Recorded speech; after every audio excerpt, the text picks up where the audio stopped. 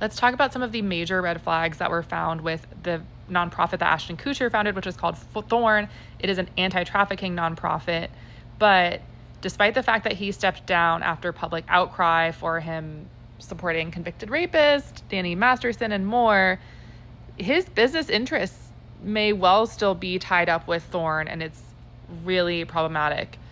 But we're going to get to all that. This is crazier than I thought, for sure. I knew it would be bad, but I didn't know how bad it would be when I looked into this.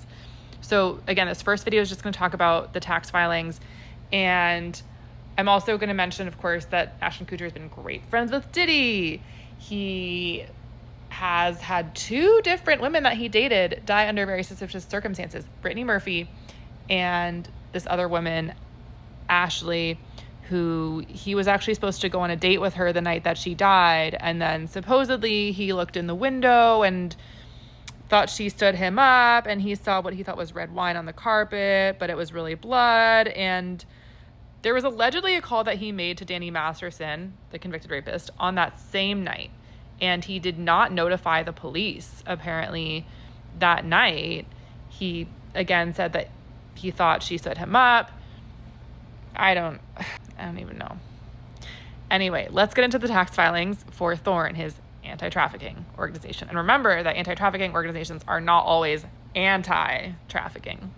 So overall, I would say that this company functions very much like a tech company more than a nonprofit, in my opinion.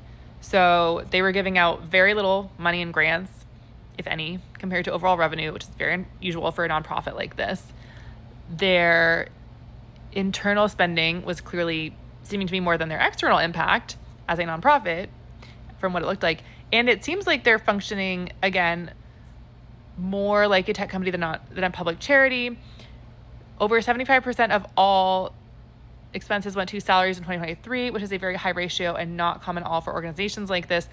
Fundraising expenses also increased significantly, but it's not clear why they were spending so much on this relative to the program, because they also had negative net revenue in the past 2 years, but then the salary and program budgets increased, and there do not appear to be as many indications of traditional nonprofit oversight structures like external reviews as well.